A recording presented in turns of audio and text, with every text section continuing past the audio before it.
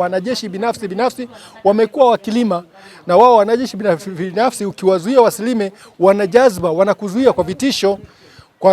Kwa hali ya kawaida ya wananchi hawezi kubishana na mwanajeshi, wanaacha wao, wanasema jeshi linalima, lakini kiukweli sio jeshi linalolima. Kama tulivyokuja, hawa ni wananchi wa kitongoji cha Olomitu, kijiji cha Mlangarini, kata ya Mlangarini. Wananchi hawa wako wananchi 99 ambao maeneo yao yalichukuliwa kwa ajili ya matumizi ya jeshi la wananchi kwa zaidi ya miaka, wengine miaka 13, wengine miaka 5, wengine miaka 7. Kuna waliothaminiwa 2012, kuna waliothaminiwa 2016 na wengine 2023, lakini wote mpaka leo hawajalipwa fidia na wala hawajaambiwa watalipwa lini.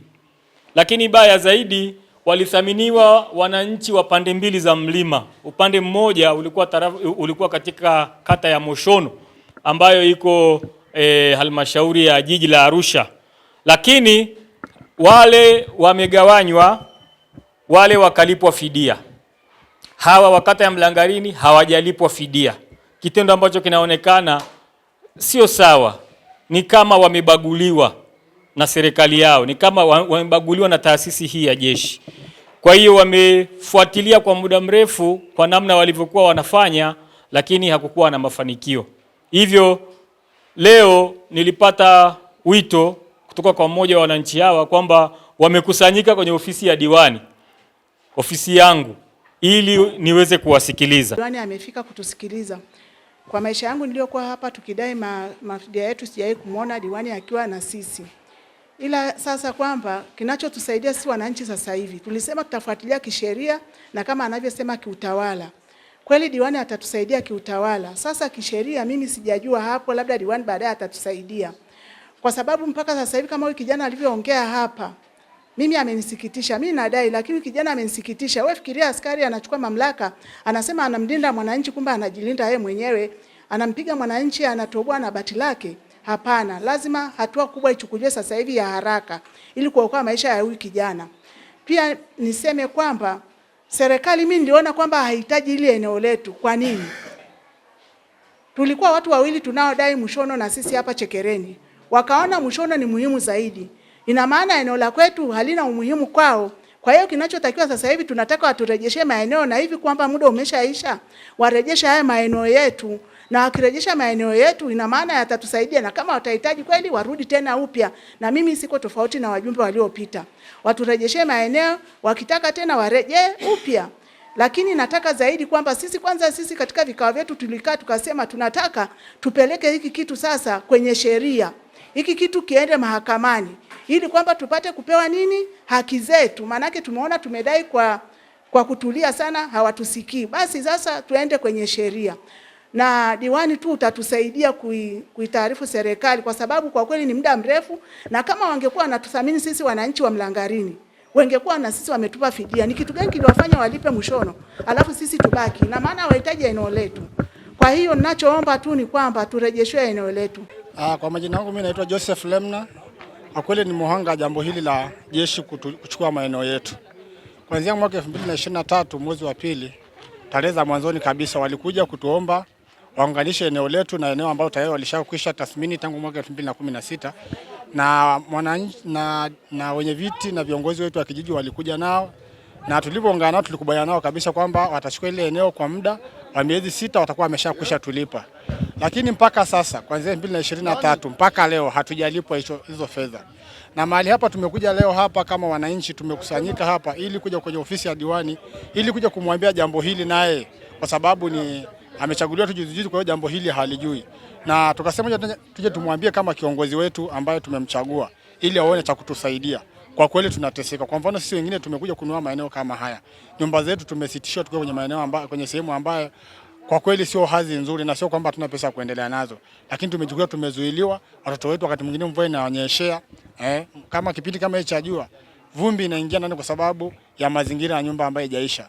Kwa kweli tumekuja hapa tukiwa na maumivu. kuja kumwambia diwani yetu, na tunashukuru kwamba tumesikia, ametusikia na tumemwambia jinsi ambavyo tunapitia shida, na wakati mwingine wanajeshi wanakuja maeneo yetu yale na kututishia kwamba mnafanya nini maeneo ya hapa. Lakini mara nyingine tumekuwa tukijikaza na kujipa moyo na kuambia bwana tujalipwa, na wakati mwingine wanaondoka, lakini mara nyingine kama vile wanatulinda au wanatusumbua, kwa sababu kila mara wanaje na mabunduki zao, na si wananchi kama tunavyotujua, si wananchi wa Tanzania tujazoea mabunduki, na wakati mwingine tunavyoona kama wanavyotuzungukia hivi tunaogopa. Na si hivyo tu, hivi sasa tunaelekea kwenye kipindi cha mvua ambayo sio rafiki kabisa kwa ajili ya watoto wetu, kwa kukizingatia nyumba tunazoishi ambazo tumezuiliwa kutoendelea navyo. Maeneo yale tumeanunua kwa fedha, na sasa hata tathmini tuliokuja kupewa au kutathminiwa hatujaridhika nayo, kwa sababu ni ndogo kulingana na pesa tulizonunua nazo. Lakini pamoja na hivyo tumeridhia ili tulipwe tuondoke kipindi hicho, lakini mpaka sasa ni miaka mitatu, mwaka wa 4 unaenda, hatujalipwa. Na hivi sasa tuko hapa, kwa kweli tuna maumivu makubwa mno. Hata diwani anavyotuambia kwamba sisi anatupongeza kwa kuwa wapole, ni kweli kwamba sisi ni wapole kwa sababu tunataka haki yetu, lakini ni swala la muda tu kwamba tutaingia barabarani kudai haki yetu, kwa sababu pale unavyoendelea kunyanyaswa alafu hausikilizi. Hivi tumeenda paka kwa mkoa anatupiga danadana, maana anaenda huku. Hivi leo tumekuja kwa mheshimiwa diwani kwa sababu ni mchaguliwa wa juzi tu, kumwambia jambo hili ili atakaposikia wanachoka tuko barabarani asione kama vile tumemdharau ama tumemwona kwamba si kitu kwetu. Tunamtambua, na ndio maana tumekuja leo kwake ili kumpa nafasi ya mwisho. Baada ya hapo, kwa kweli kama wananchi tumedhamiria kuingia barabarani kudai haki yetu, tukijua kwamba nchi yetu inaruhusu maandamano kwa mujibu wa sheria, ili mradi tu usivunje sheria za nchi. Kwa hiyo tuko hapa mwandishi wa habari kwa kumsikiliza diwani, na tumekwisha msikiliza, ametupa muda mfupi kufuatilia jambo hili, na baada ya hapo tutaona cha kufanya. Waathirika tuko 99. Kwa majina naitwa Fidelis Francis Masawe, ni mzee sasa. Tuko hapa kuwasilisha kero yetu kwa diwani. Tunashukuru kwamba tumemwomba afike na amefika. Na kero yetu ilikuwa kwamba tulithaminiwa maeneo yetu ambayo jeshi liliomba, lakini muda umepita zaidi na bado fidia haikufanyika. Imeibua mawazo pia na kuona ukweli baada ya kuona wenzetu wanavyofidiwa maeneo mengine. Tumegundua pia hata fidia iliyofanyika kwetu ni nje kabisa ya utaratibu, sio fidia halali. Kwa hiyo imetusaidia pia kuona kwamba fidia ile ilikuwa sio halali, hata utaratibu uliofanyika sio utaratibu halali. Pamoja na kutolipwa fidia, tumenyimwa kuendeleza maeneo yetu, sawa, lakini pia pamoja na kutolipwa fidia, wanajeshi wanaendelea kulima maeneo yetu. Sio jeshi, wanajeshi, watu binafsi, sio jeshi, maana ingekuwa jeshi kinachotoka pale kingekuwa jeshi, lakini wanajeshi binafsi wamekuwa wakilima, na wao wanajeshi binafsi ukiwazuia wasilime, wanajazba, wanakuzuia kwa vitisho.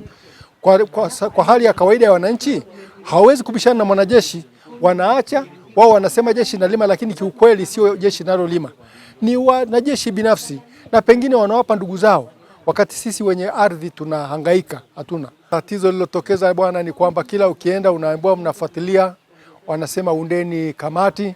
Mkiunda kamati, yule kama ni mkuu wa wilaya anapokaribia kutoa majibu, baada ya muda mnasikia amehamishwa, anakuja mwingine, anayekuja mnaanza upya tena, anasema swala lenu sina habari nalo. Hivyo kwa mkuu wa mkoa, na ndio maana swala hili hatuoni kama linafikia hatima yake. Tunaiomba serikali, namba moja, watuachie maeneo haya kwa sababu inaonekana kwamba hawana manufaa nayo. Kimsingi jeshi waliomba mita 100 kutoka kileleni. Sasa sehemu wanayochukua ni mbali sana na ile mita 100, ndio maana tunaamini kwamba haina maslahi nayo. Na ukienda upande wa pili, wanajeshi wako getini, raia wako getini pale jeshini kabisa. Sisi tuko mbali sana na eneo hilo ambalo wao wanalihitaji kwa usalama. Eneo la mlima kilele kile tuko tayari kukiliachia, hata ingekuwa free tumeliachia, na wana njia safi kabisa njia nzuri kabisa ya kufikia kwenye ile eneo ambalo ni kilele cha mlima ambacho wao wanakihitaji. Kwa hiyo tungeomba maeneo haya ambayo tuko upande wa pili, hasa wa Mlangarini, watuachie tu tuendelee nayo. Hapo nyuma tulikuwa na matumaini kwa sababu tulikuwa na maeneo ambayo tunafikiri tukichukua fidia hapa tutapata maeneo hapa jirani. Sasa hivi hakuna eneo lolote. Mwanzoni tuliwaomba ikiwezekana lili shamba la Malalua ambalo lilikuwa ni kama la serikali, lilikuwa watugawanyie maeneo hayo fidia, badala ya kutupa hela watugawanyie maeneo hayo na kutupa hela tu kwa ajili ya ujenzi kwa wale wenye nyumba. Kwa hiyo kama kuna uwezekano huo ni bora zaidi, kwa sababu katika umri huu wengine wana umri mkubwa sana kupita mimi, watakwenda kutafuta wapi maeneo? Hatuwezi. Kwa hiyo tungeomba kwanza kabisa kutoka rohoni tuachiwe eneo hili, kwa sababu hali ina maslahi sana kwa jeshi. Pili, kama sivyo basi eneo la Malalua liloko wazi hapa watugawanyie viwanja tupambane na ujenzi. Jina naitwa Mwinyi Ahmed Mwinyi, mkuu wa wilaya ya Rumeru.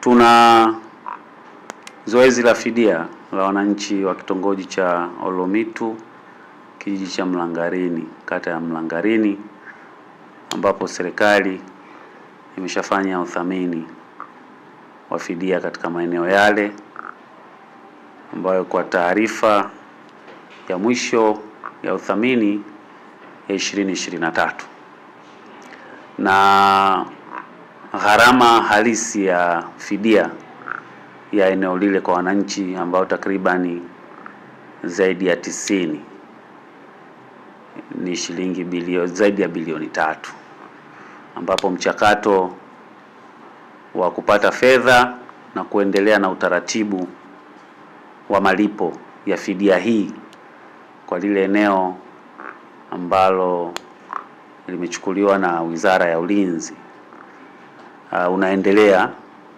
na azma ya serikali ni kupata fedha kwa haraka ndani ya kipindi, ili wale wananchi waweze kulipwa fidia ile, ili maisha mengine kwa upande wao kimaendeleo na kijamii mara baada ya fidia ile yaweze kuendelea.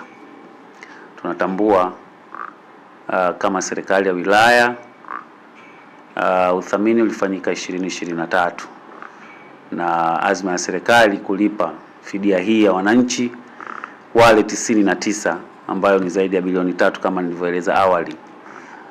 Tunatambua wananchi wanaendelea kusubiri fidia ile, nasi kama serikali ya wilaya tumekuwa mara kadhaa tukishirikiana na serikali ya mkoa kuendelea kukumbusha, lakini pia kufuatilia kwa karibu sana malipo ya fedha hizi kwa ajili ya wananchi wale.